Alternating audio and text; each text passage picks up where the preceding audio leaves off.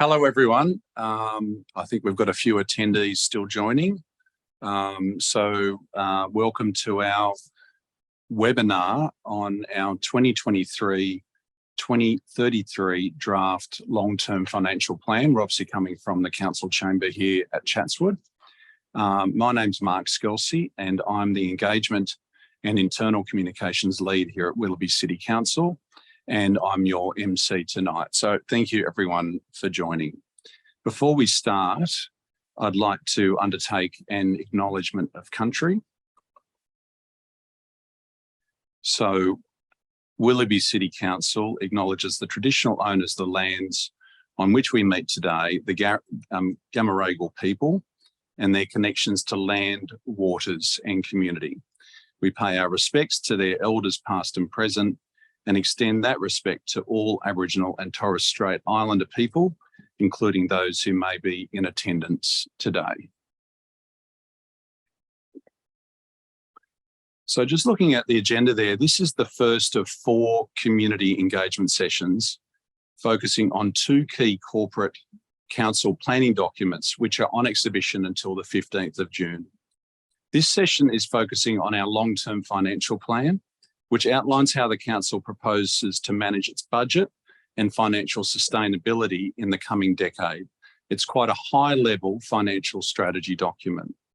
We are also currently exhibiting our operational plan, which covers the proposed budget, rates, fees and charges and expenditure in the financial year beginning 1 July 2023.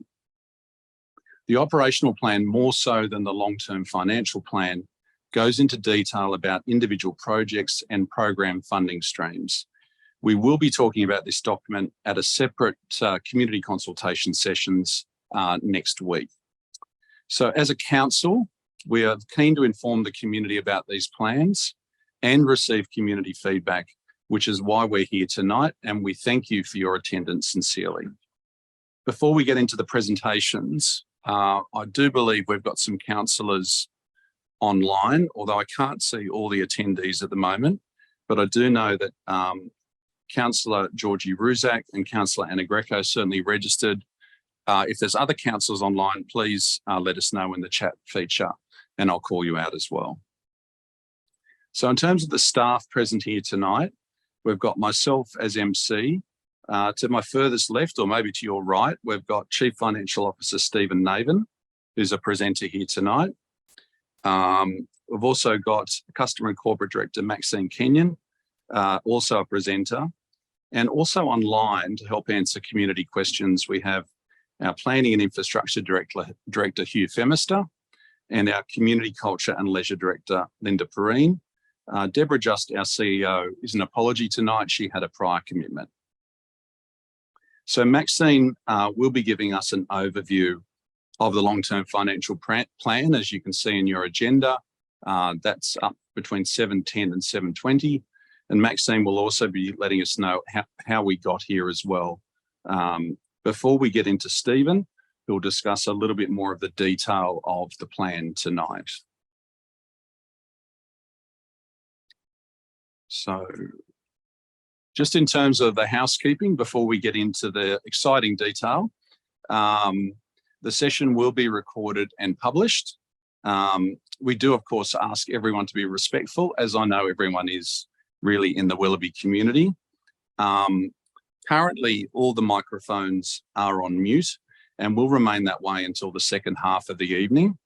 However, during the presentations, people can post written comments or questions via the Zoom chat function, and we'll be taking breaks during the presentation to respond to some of these comments and questions, but we may not get to all. If there are questions we're not able to answer tonight, we will consider answering them on the FAQ page on our Have Your Say site. After the presentations, after Maxine and Stephen do their presentations, the second half of the evening will be a bit like Talkback Radio. If you want to speak during this stage of the evening, ask questions, please use the Zoom raise hand function. I will then call for you to be unmuted. There'll be a gap of a second or so and you'll be able to talk. We won't be able to see your face. We'll only be able to hear from you. So that's how the second half of the evening will take place. But right now, I'd like to hand over to Maxine, who's going to begin our presentations. Thanks, Mark. So I'm not sure how many people are online. Matt, can you tell us? 12. So thank you everyone for taking the time to come out or be online with us. I will give you an overview of the context and the LTFP, the long-term financial plan, before Steve goes into a lot of the detail. So what's on exhibition is this. It is the long-term financial plan 2023 to 2033. The exhibition period is from the 18th of May to the 15th of June. So at the end of the session, we'll go through how you can make comment and make a submission on this. This is not your only opportunity. There are many more opportunities to do that.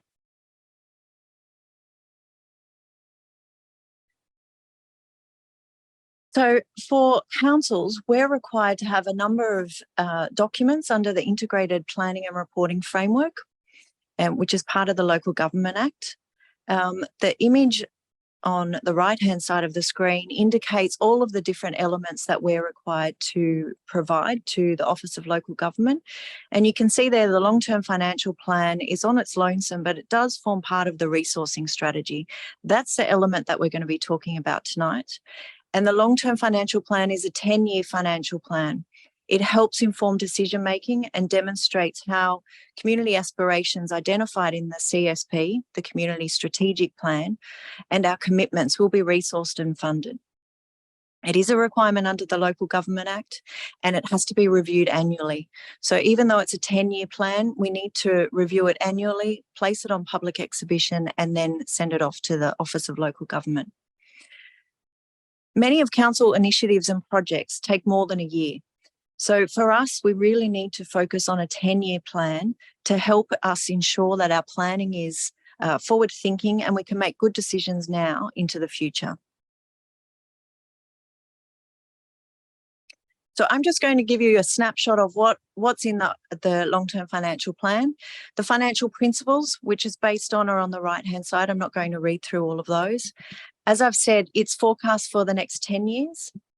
What it does include and highlight this long-term financial plan is that we have managed our finances well over a number of years. It also highlights that we're facing a lot of external challenges. And what this means is our costs are more than our income, which means we can't continue as we are. So we won't be able to pay our bills if we continue the way we're going. There are only a few options for us. There's insolvency, which isn't really an option. We're not to maintain our assets, which again isn't a likely option that I'm sure the community and council want to pursue. There is an option for us to reduce our service levels. There's an option for us to exit services, and there's an option for us to increase our income. The long-term financial plan does highlight that there is an option to submit a special rate variation to the state government. This is one proposal to increase our income, but can I please highlight, and we will all highlight throughout this presentation, that no decision has been made to submit for a special rate variation. That is a very long process, and we'll go through that at the end. This is really the first step of a process to look at what are our options to move beyond where we are at the moment. Some of you may actually ask, what are service levels? So I just wanted to highlight service levels. Council operate a number of services and deliver a number of services to our community. So for instance, we mow parks and sports grounds. I'm not suggesting this is one thing that we're looking at, but just to give you an example, if we were to reduce service levels, say we mow our parks every 2 weeks, if we needed to reduce service levels to save some costs, we might mow our parks every 4 weeks. That's an example of how we could reduce service levels. Or we could change hours of operations.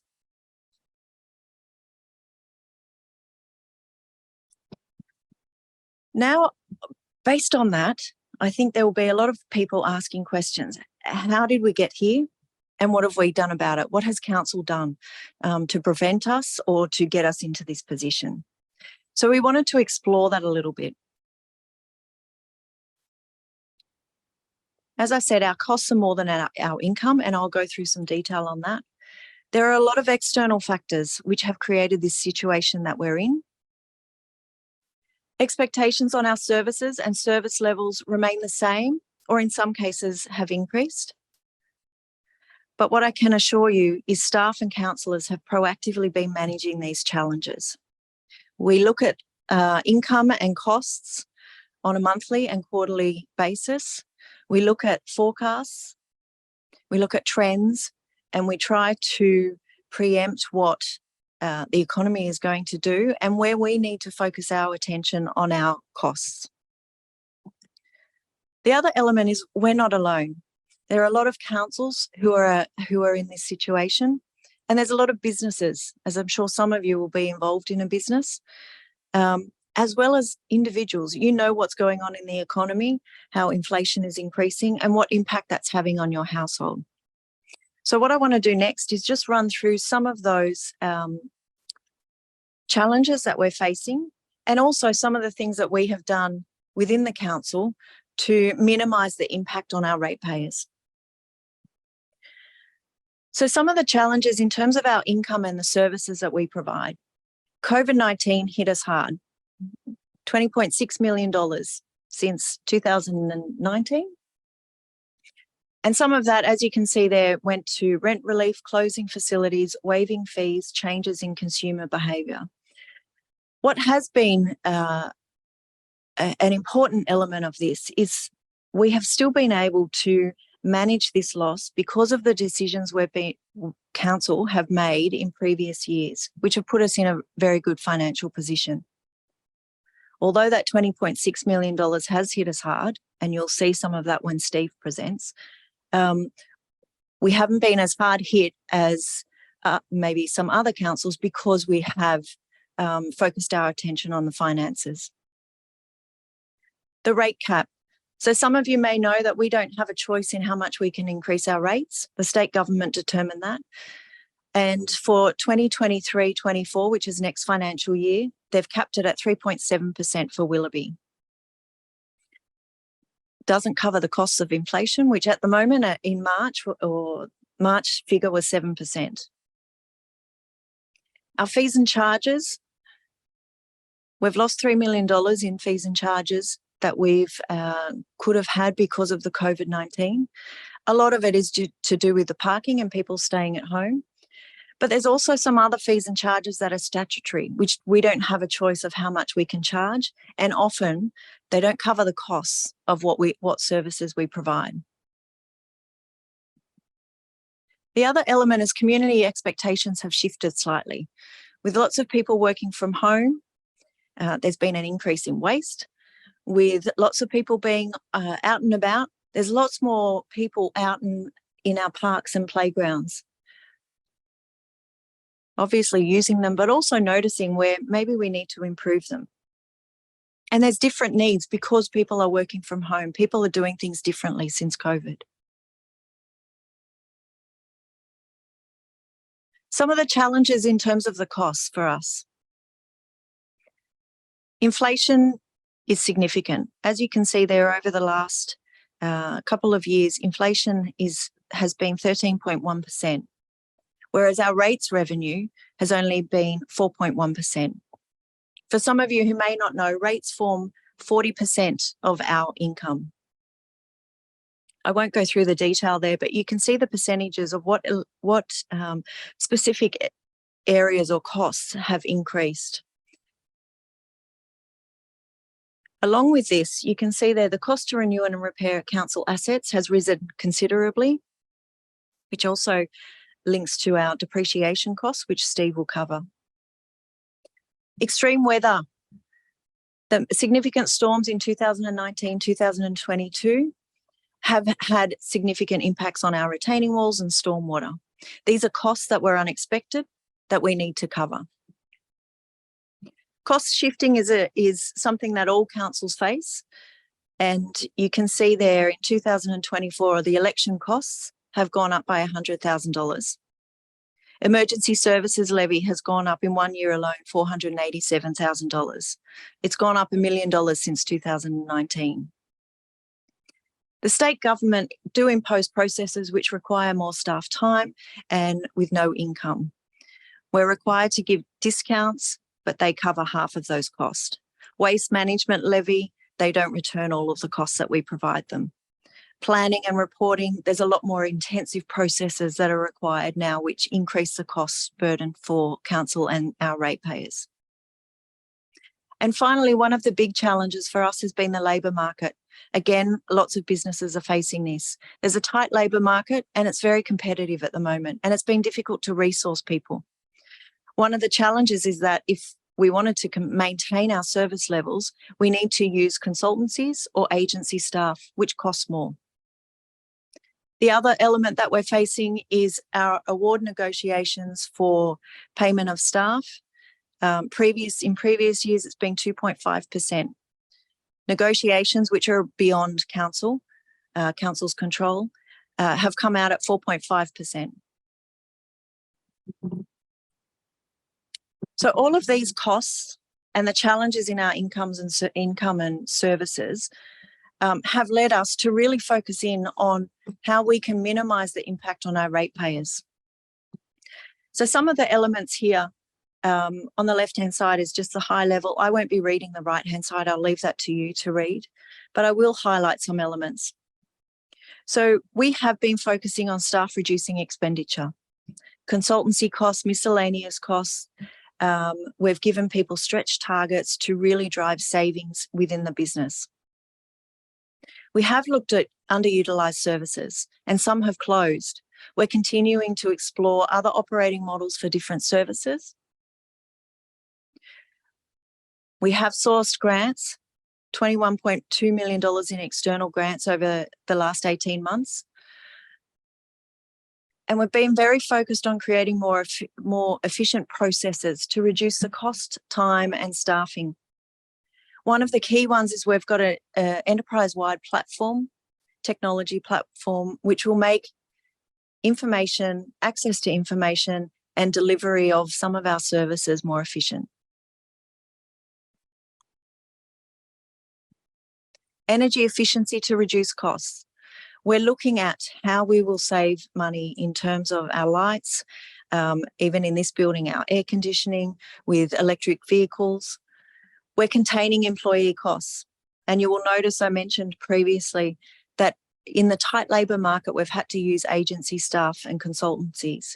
However, we've been able to contain our employee costs to just 1.4% in the 4 years to 21-22. We have reduced rates.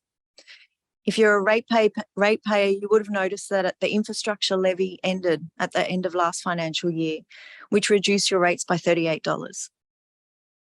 Our rates are second lowest in Northern Sydney councils, and we're well below the average across councils which are similar to us. One of the big things we have done is we continue to advocate to other levels of government when they change policy or legislation that increases the cost burden to council or our ratepayers. Things like infrastructure contributions, things like the rate peg. Council and councillors are very proactive in these elements to ensure that the impact on ratepayers is lessened.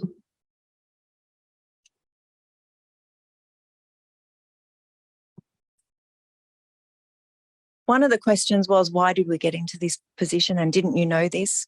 We use all of our plans are based on research and RBA data, and we continually look at that information. We monitor and we adjust the plans as we go based on that information, based on the staff information, reviewing our costs, the economic factors that are happening. As I mentioned earlier, we have placed a lot of emphasis over the last 7-10 years in building up our reserves to cover the cost to pay for projects. So we've been very financially prudent, and some of these costs like COVID or the extreme wet weather conditions, we have covered. The other element is we haven't gone into more debt. So we haven't entered into any additional debt since 2012 to 2013. So you've heard the challenges, you've heard what we've done. The current forecast at the moment for 23-24, which is what we're coming into, is that we will going into deficit. You can see at the front end of the graph, we have been very prudent. And then COVID hit, and then you can see the inflation, the impact of inflation. We're no different to others. And what we have been doing is very much focusing on how we maintain and how we manage the service levels that we have without trying to increase the burden on ratepayers. I'll hand over now to Steve, who can go through the detail of the long-term financial plan and possible solutions.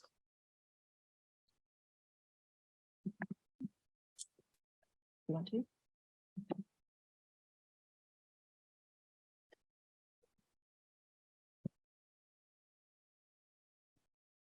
Yes, good evening, everyone. My name's Steve Naven and I'm the Chief Financial Officer here at Council. Thank you, Maxine. Maxine's got a very bad back, so she did very well to battle through that. Well done, Max. I'm going to take you through the exciting stuff, all of the yummy numbers that everybody gets excited about. So I'll start with what our strategic financial objectives are. Firstly, to give you a comfort factor that we do have a strategic approach to our financials and we focus overall on sustainability. I'm likewise not going to read every word on this. The leftmost column talks about our sustainability principles, and I will focus on those a little. So we're looking, as most businesses who want to survive do, at having positive operating performances. So, you know, realising a surplus each year, balancing our budget effectively. That in turn provides us with strong cash flows. So we're looking at generating cash surplus every year, which in turn funds our operations and also allows us to replace our assets before they start to deteriorate, which is a very important element because local governments are asset rich. And it also allows us to build new assets to service a growing community. We also clearly, as most people do, want to manage our debt levels.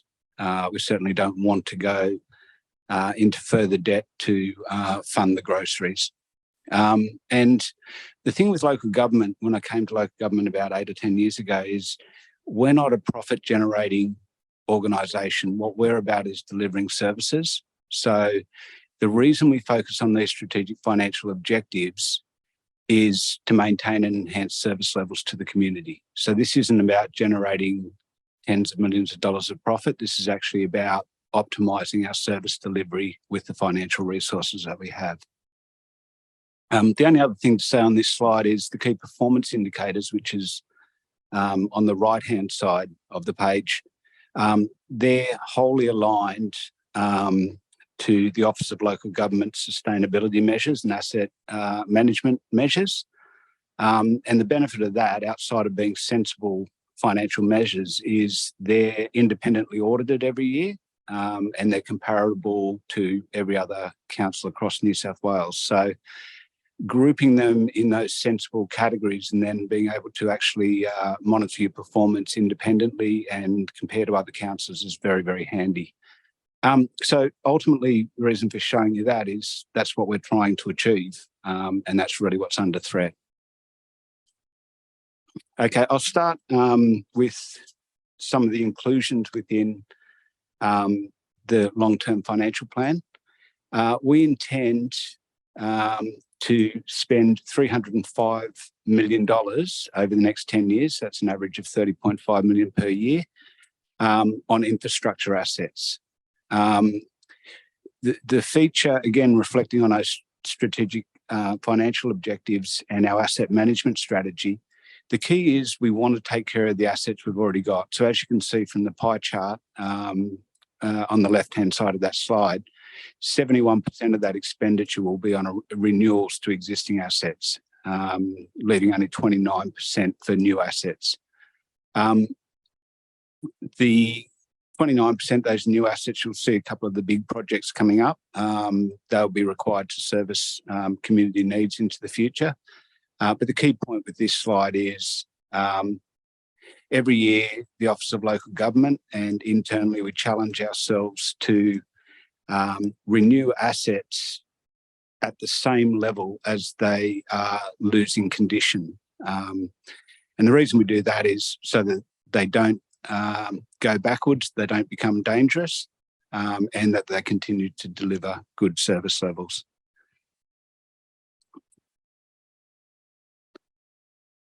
So some of the major projects we've got on, the Gore Hill Indoor Sports Complex, the Willoughby Leisure Centre redevelopment, which is well underway now, the Victor Street asset replacement and refurbishment, Abbott Road Essential Housing, Artarmon Streetscapes, Hampton Road, and Artarmon Parklands Pavilion.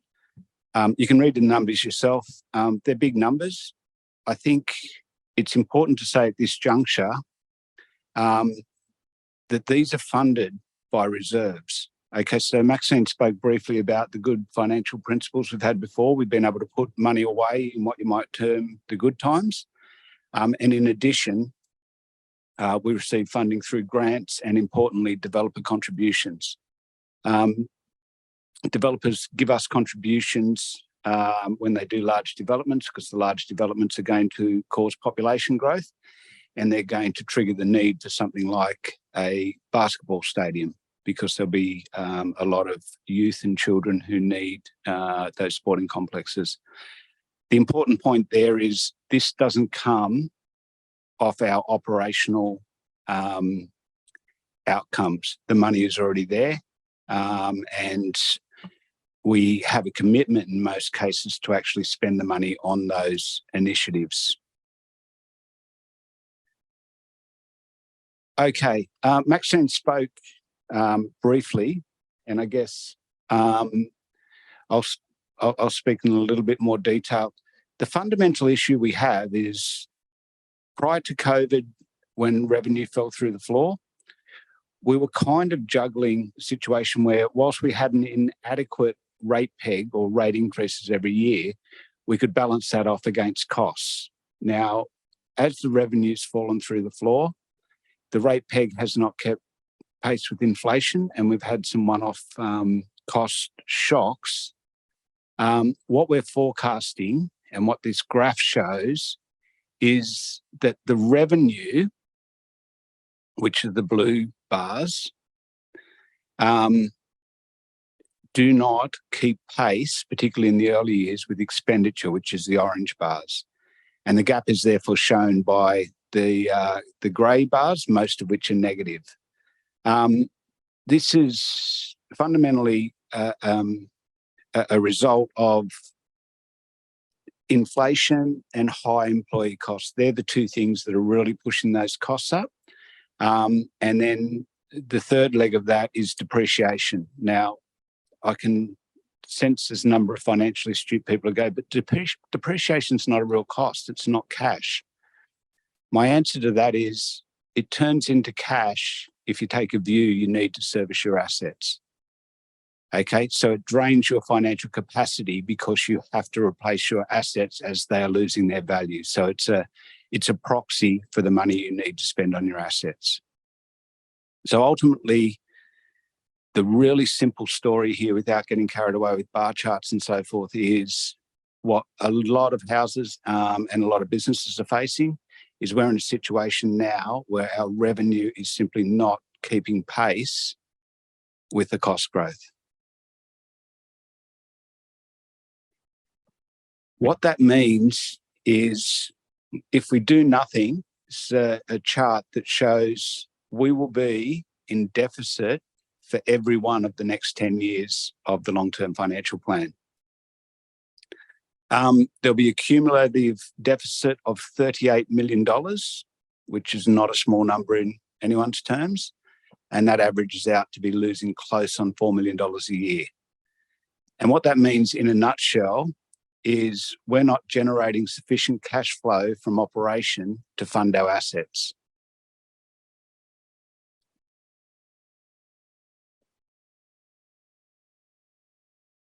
Okay, so we talked about sustainability principles. And we've talked about what we're trying to achieve strategically. So with the result we just saw on the previous slide, we do not have a positive operating performance. We're forecasting a deficit in every one of those years. We do not have strong cash flow. The deficit means we really are not generating enough out of operations to ensure that our assets remain in a suitable condition, which is the next row. We're not funding our assets. If we don't fund our assets, they become dangerous. If we don't fund our assets, they don't deliver the same level of service. The one thing we do tick the box on is, again, we're not going to go out and seek further debt because we don't think it's sensible to undertake loan borrowing to service the groceries. We've got to fix the underlying fundamentals of the business. And because we don't have the simple financial resources, we cannot maintain enhanced service levels. Something has to give.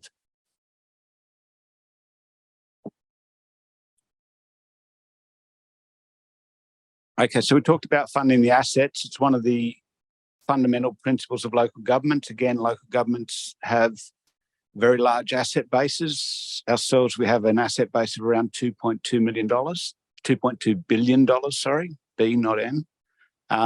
So $2.2 billion.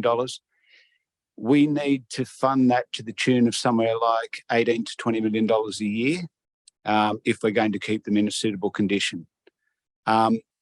This graph simply shows, without having to worry too much about the numbers, that we would be broke in 2.5 years if we did nothing and tried to maintain the condition of those assets. I don't intend to sit here and watch us go broke. So that's not a tenable position. That's something that we need to address, and we need to address reasonably urgently.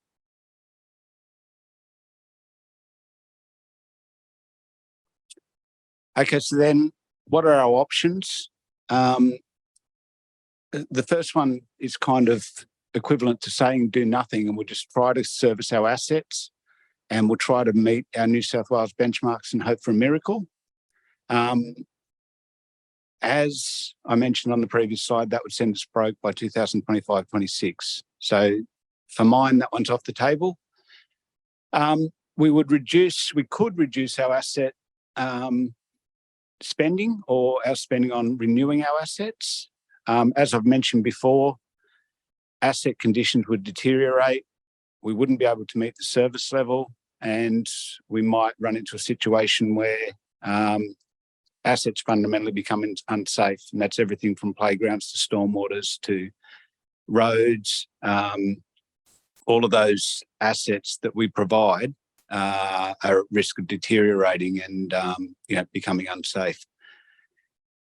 So the reason the next two have ticks is they're starkly really only the two only options that we have. We're faced with the stark choice of reducing our service levels or exiting services in order to reduce costs, or we can increase our income through consideration of a special rate variation. We could pursue a combination of those, but doing nothing is not an option. So it's a very stark choice between reducing what we do to save costs or seeking a rate variation. I just reiterate again at this stage, the long-term financial plan models a special rate variation and models a special rate variation of 15 to 20%. That is not a special rate variation application. There is a whole separate process. There is a lot more analysis that needs to be done. We need to seriously explore point 3 there. What else can we do to scrub our cost base? What services may we be able to exit? Or what services would we consciously reduce our service levels on. But just reiterating again, doing nothing, not an option.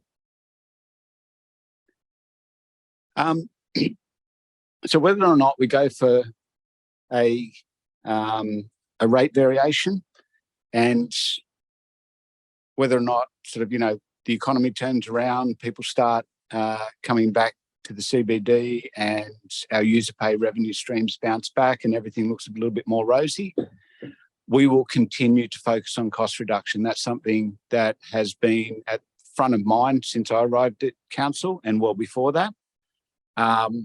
Councils are quite a marginal business, and it's important to really focus on that cost reduction. What I would say is service levels are already tangibly under pressure. It's been very difficult in the tight labour market. It's been very difficult with the number of vacancies we have. It's been very difficult with the financial resources to actually maintain the levels of service that our community desires and has become accustomed to. So we are reviewing the operating models and delivering services differently in order to reduce costs. And we need to look at all services and consider if we should be in them. And again, that's difficult. We have a service review framework. The executive leadership team has looked at all of our services, and they have categorised them. A lot of what we do is actually regulated, and we can't make a choice not to do it. A lot of things are essential to the functional operation of the organisation. There's a core group of services that the community desire and appreciate highly, and there are some discretionary services. So in close consultation with councillors and sort of through an SRV process, all of those things will be put on the table and examined and worked through collaboratively with your councillors as community representatives. All of that's really difficult. They're really difficult decisions that take time, and we need to consider a whole bunch of factors, including changing needs, community expectations, and all of the operation and statutory requirements. So that's an ongoing process regardless of where we end up. So this is a recap of a previous slide, just basically to start introducing how we've structured the long-term financial plan. So this long-term financial plan starts with a base case, and that base case says effectively do nothing and see where you end up. Okay, so we start with 2.67, which is the budget for the 2023-24 financial year. You'll find that in the operational plan and budget, which is also out on exhibition. And then from there, we escalate and we populate with what we know. As Maxine mentioned, we use some reliable independent forecasts from several sources to make sure that we've got the right numbers in there. Ultimately, what this says is doing nothing is not an option. So what we then modelled was we said, okay, given the recent financial shocks, what type of special rate variation would you need to stay ahead of the curve, create some buffer for future shocks, fund your assets, and potentially explore increasing service levels? So again, this is an academic exercise that said if nothing else changed, what type of revenue increase would you need to do all of those very good things and essential things? What the modelling showed was a possible SRV of 15 to 20% would provide council with a sustainable financial future and provide enough buffer to withstand some financial shocks, which, if you look back at the last 3 to 4 years, they seem to keep coming.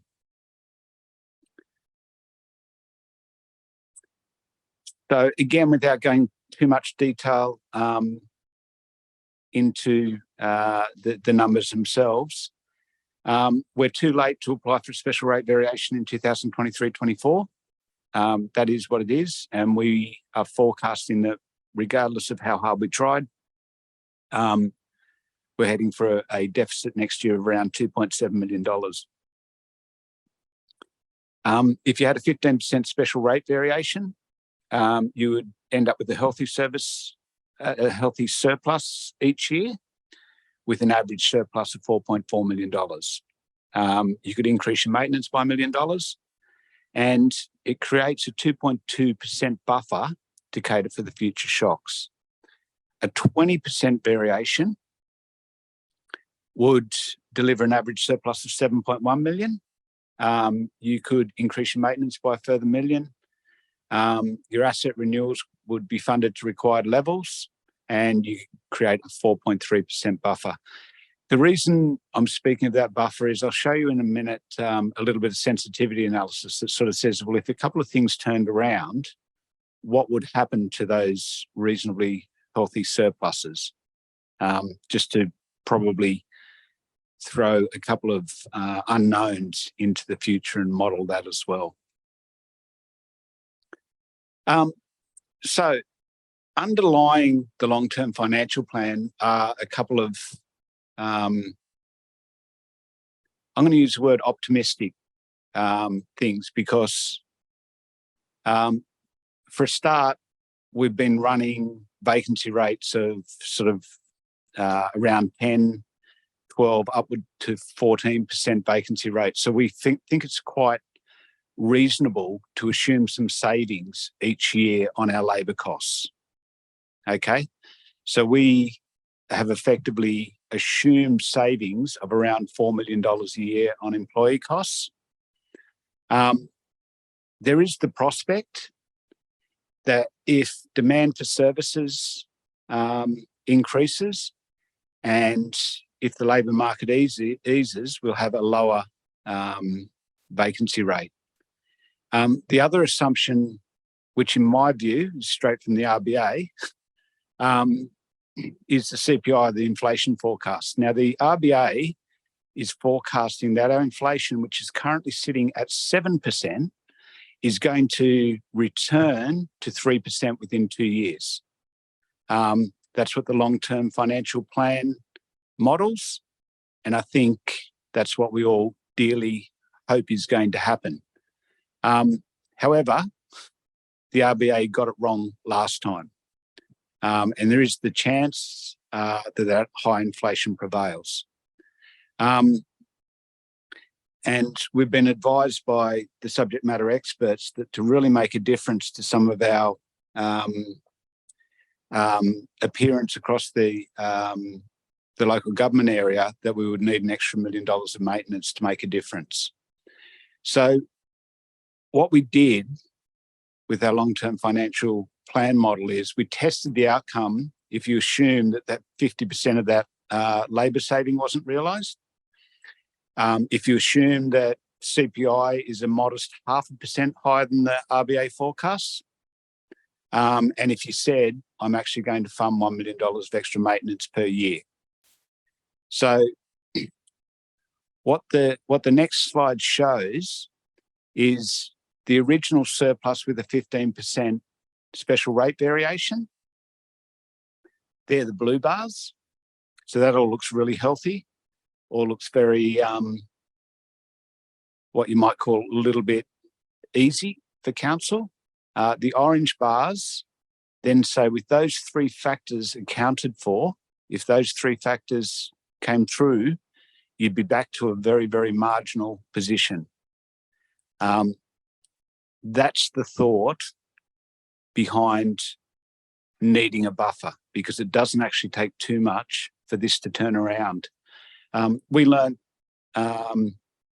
I think 2 Fridays ago, well after we put the budget up for approval, that our emergency services levy, which is a levy levied by the state government, had gone up by $500,000, or $487,000 to be precise, compared to the previous years. So that's going to chew up around about 30% of the rate increase we got. And as Maxine said, rates are 40% of our revenue. So I know there's a lot of numbers there, but the simple message is things keep hitting us, and this is not unrealistic to say that things can turn around very, very quickly, even if we were to entertain a special rate variation. I suppose that also explains why we will continue to focus on cost reduction and examining the service delivery. Okay, for ratepayers, and again, I'm just, at the sake of repeating it too much, this is not a special rate variation consultation. There is a whole series of consultations around that if we choose to go that way, or if council chooses to go that way.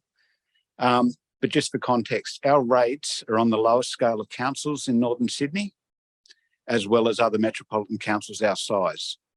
Our business rates are a little bit higher from a benchmark perspective, and they're in the top quartile of those comparisons. And a lot of that's due to the position of the Chatswood CBD and the benefits those businesses derive from that. The 15 to 20% increase would equate to between 174 and 270 annual increase over the rate cap for average residential rates. Average is a very important word there,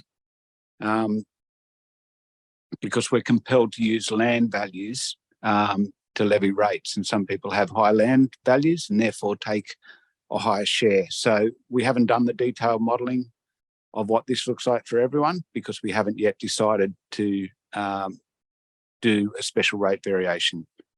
For businesses, 15 to 20% increase would equate to $1,700 per year annual increase over the rate cap.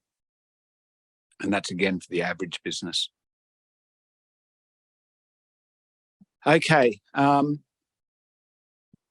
Again, to reiterate, if council decide to proceed with an SRV, there is a requirement for extensive engagement with the community.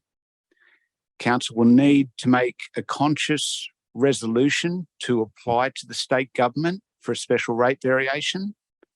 We have to submit an application to a branch of the state government known as IPART, or the Independent Pricing and Regulatory Tribunal. And the IPART will undertake a public exhibition process on our application, and they will determine if we receive an SRV. There's a whole bunch of criteria, one of which IPART take very close attention to is the level of community consultation and the views of the community. Another one is a proven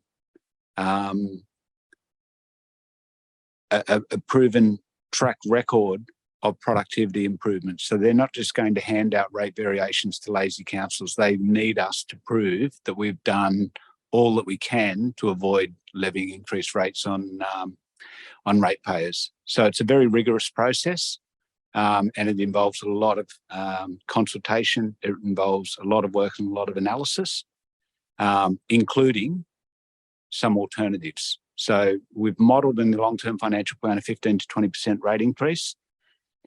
That doesn't stop there. We continue to look at our cost base.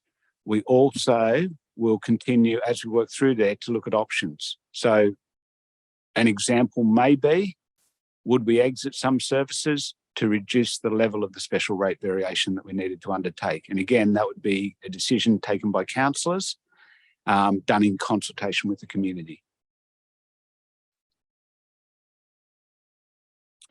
So in conclusion, I think at last count, there were 18 councils lining up for an SRV for the 23-24 financial year.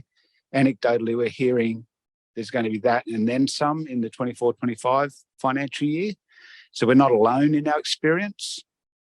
Telling the simple story again, our costs are increasing faster than our income. And that is largely beyond our control. We've done a lot through COVID to really reduce our levels of discretionary spend. We've worked hard to maximise our external income, and we've worked hard to maintain our service levels. We will continue to review service levels and our services. And we will advocate on increasing cost burdens being passed to council and ratepayers by other levels of government. But we do need to consider a special rate variation. Our LTFP forecast and the modelling that we've done around that tells us that we need to do something. Doing nothing is not an option.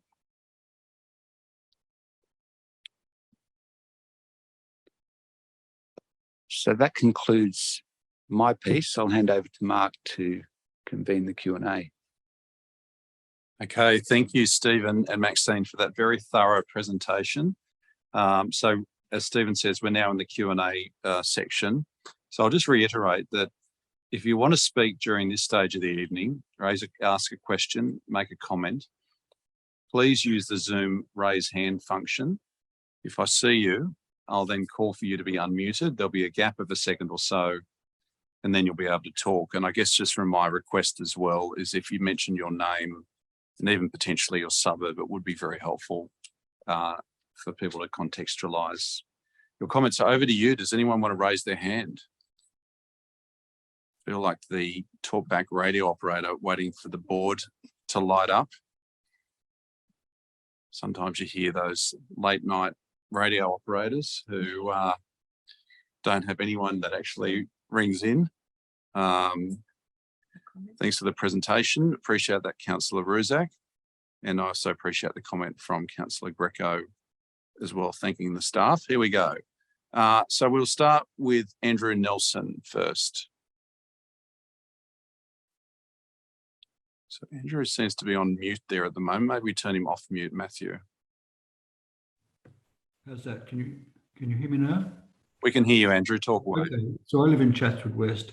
So I've been following what's been going on in Chatswood, or proposed for Chatswood CBD, in terms of the densification there and all the planning proposals that councils looked at over the last maybe 4 or 5 years.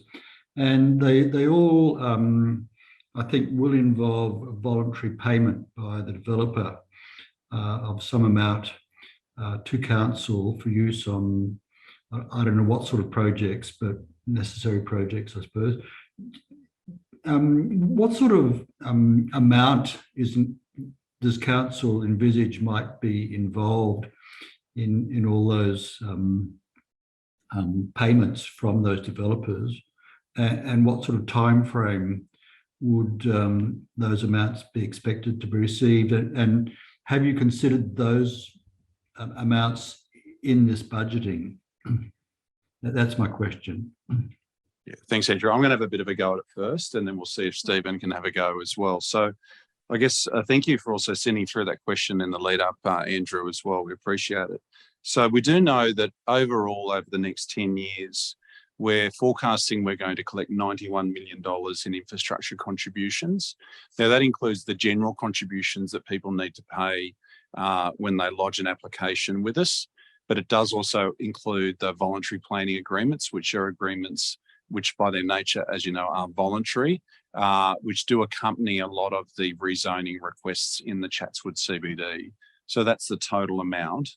In terms of, there is a reasonable amount of information about voluntary planning agreements on our website. For each voluntary planning agreement, we do exhibit it on our Have Your Say page.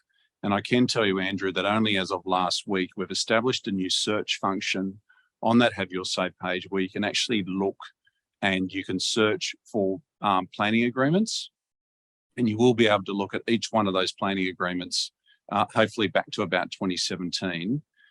Separately, on our main website, we've actually got a register of planning agreements where you can look at the finalised agreement, the amount of money that's been raised in that agreement and where the money's due to be spent.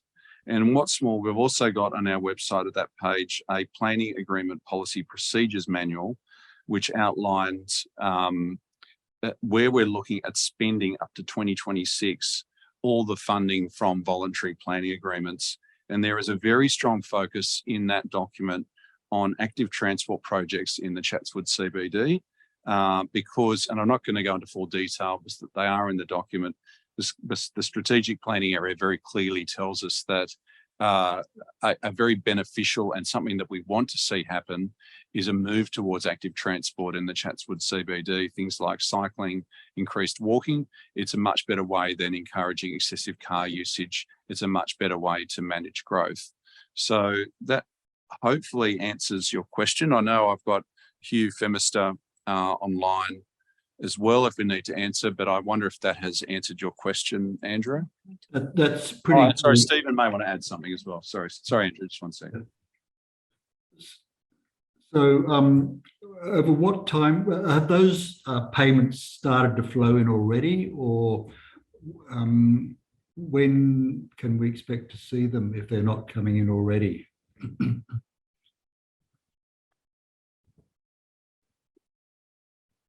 Yeah, thank you, Mr. Nelson. To answer your question on timing, it's a forecaster's nightmare. As you will see in the agreements, the payments align with development milestones. Yeah. So we are at the, I guess, the mercy of that development process and whatever planning approvals need to happen and, you know, the availability of materials and everything else. So the timing is very, very difficult. Our contributions area has done their best to give us, you know, an annual breakdown, and that 90 million is a 10-year aggregate on the assumption that all of those large developments get across the line in the next 10 years.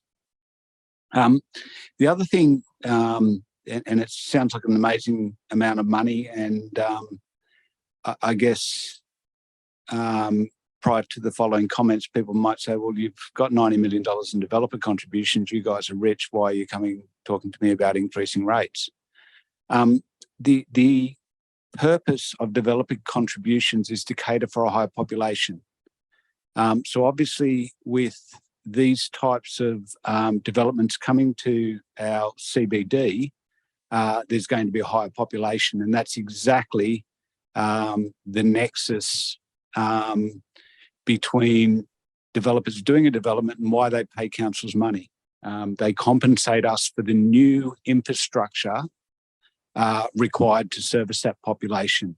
Now, the reason I emphasise the word new is there are very specific assets that have to have a nexus with that population growth, and we get to purchase some nice new assets. The problem we have from an operation perspective is we then have to service those new assets. So whilst it sounds like a really nice thing to get some free money to buy new assets, from an operational perspective, that has a drag on council's operation into the future.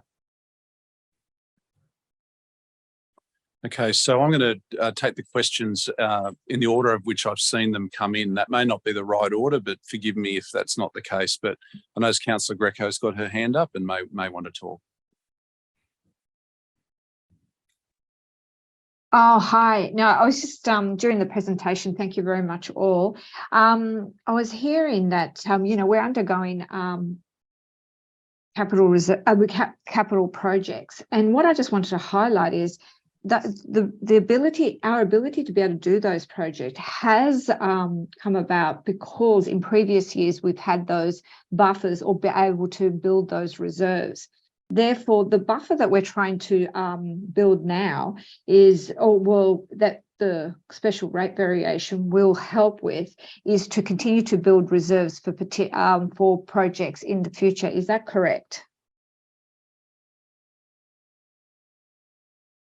Thank you, Councillor Greco. That is absolutely correct. I think we have a demonstrated track record of prudent financial management, where if we do have excess working capital, we will put that away to services into the future. Okay, thank you. Okay, I've got Judy Simpson's made a chat comment. Did you consider a 10% SRV, which I might ask Stephen to answer? Thank you, Judy. Yes, we modelled a whole bunch of different scenarios. We went through, I think, around 8 or 9 briefing sessions with councillors. So we've become very good buddies across Monday nights. So the 10% special rate variation resulted in a surplus in most years. From memory, there was a deficit in 3 of the 10 years. It was manageable, but it certainly did not give us any capacity to cater for anything adverse. So we potentially could have scraped across the line with a 10% SRV proposal, but it was extremely marginal. Now, I'm just going to say again, for the sake of saying it, that nothing is off the table. And when we come to a community consultation, if that's the way council choose to go, around a special rate variation, we'll be putting several scenarios forward for the community's consideration. And, you know, we won't be fixed and locked into, you've got a stark choice between 15 and 20%. There will be a range of options that might involve exiting some services and having a lower SRV, or it might be a lower SRV and hoping that things get better financially. But yes, the answer is it was modelled. It was extremely marginal. Can I just add to that, Steve? You would have heard in Steve's presentation the need for a buffer, and I think this one indicates that, and even in the sensitivity analysis, the increase of the increase of 0.5% of inflation would have a significant impact on us. So there are lots of unknowns that we need to cater for. And certainly we do not want a situation where we come to, if council decide to do this, where we come to ratepayers and say, we need a SRV, and then 2 years down the track, because of these other circumstances which are out of our control, we need to come back to you again and say, look, this isn't enough. We need to either cut significant services or we need to increase the SRV. So that certainly has been an issue that we've tossed around with councillors and staff, which is why we ended up with the 15 to 20%. Okay, so next we've got someone who's logged in just with the letter P. I don't know who the person is, but it's your chance to let us know who you are and what your question is.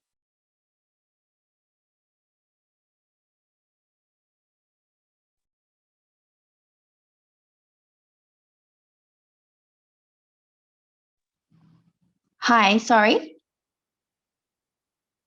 We can hear you now, apologies. All right, hi, my name's Pauline. I just wanted to have a question. I had a question in relation to the major projects included in the long-term financial plan document for major projects. I just wanted to query the third highest spend projected in the next 10 years, I think it is the Victor Street asset replacement and refurbishment. And I also saw that in the FY24 year, $3 million is planned. I just wanted to know what sort of refurbishment is the council's looking to do to their offices for it to be the third highest capital works item. Thanks, Pauline. Let me just find that. The Victor Street asset replacement and refurbishment is this building that we're sitting in. Yes. We have 230 staff in here. It's a building from 1990s. It's had limited refurbishment. So as Steve spoke about, there's a lot of work that we need to do to maintain our assets, and this is one of those assets. So we need to do a lot of the base build improvements here, but it is also about sorry. Matthew, can you please mute Pauline? Sorry. It is also about creating a workspace for staff where we can attract and retain staff. And we have, I guess, spaces which are contemporary that allow us to utilise technology to collaborate and innovate, not work in silos, manage the working from home arrangements. So there's two components to this refurbishment. It is about the asset replacement of this asset, and it's also about providing staff and the community with a space which is suitable for contemporary work practices. So can we just unmute Pauline to see if she's got a follow-up question or comment, Matthew? So the works is for essentially the council itself, the workers, and to attract staff and maintain it, modernise it. Is that what you're saying? Sorry, just trying to clarify. As I said, there's two components. So we own the building that we're in, certain levels of it, 4, 5, 6, part of ground floor and the car park. So part of it, as I said, is around the asset, the actual building itself, improving that. So air conditioning is coming to the end of its useful life. Elevators, you know, those sorts of things which are core to the actual building itself. And then as well as the facility which does accommodate a large number of staff and is also accessible to the community. We have a lot of community meetings here, which we don't have a lot of technology. So part of this is about improving that access as well. So also, Pauline, just to add and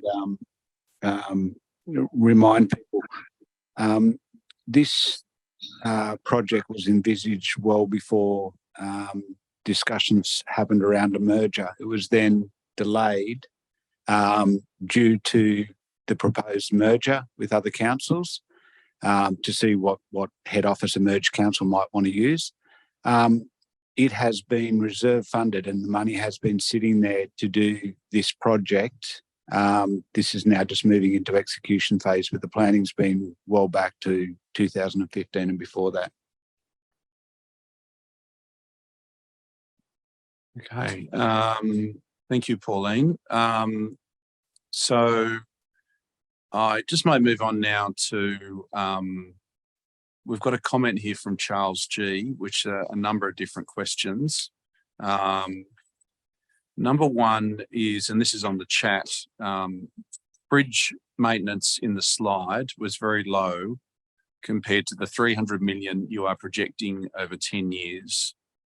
Who is responsible for the bridges and tunnels over or under the railway line and secondary or primary roads? Is the council only responsible for bridges on local roads? Does anyone have a go at that one? Refer to you. So, Matthew, Hugh, do you think you may want to have a go at answering this one if you're online?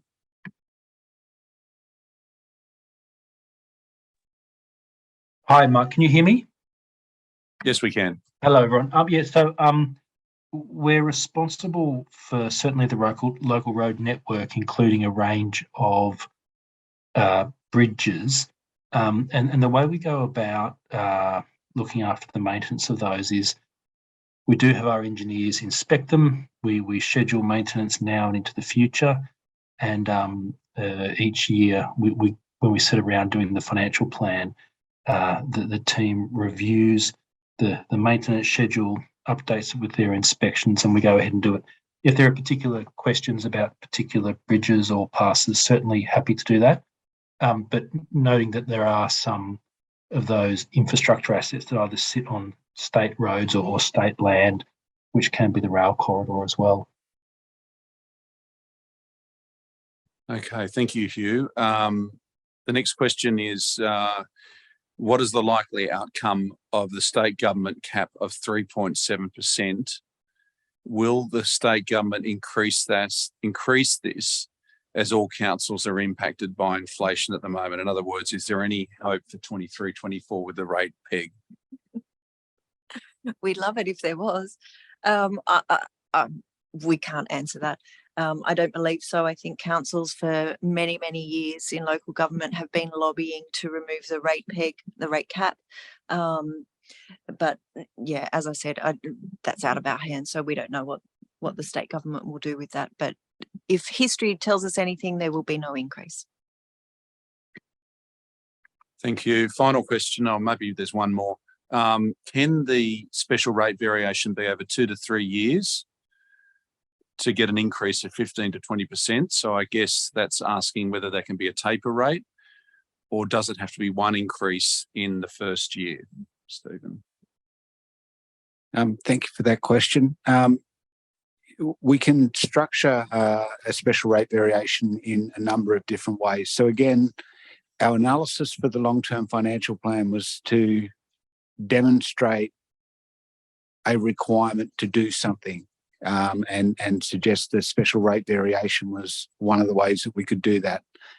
We can indeed, the short answer is yes, we can. We can structure it over 2 to 3 years, or we can do it all in one go. Our analysis around that will fall out of some detailed modelling around the impact on individual ratepayers as we go through the preliminary analysis for a special rate variation. But yes, we can structure it, and a number of councils have structured it over a 3 to 4 year period.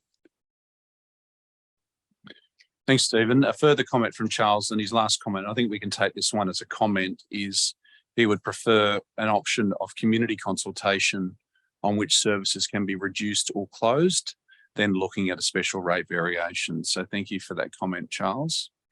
And another follow-up comment from Judy is, and a question is, once a special rate variation is in place, does it remain forever, Stephen?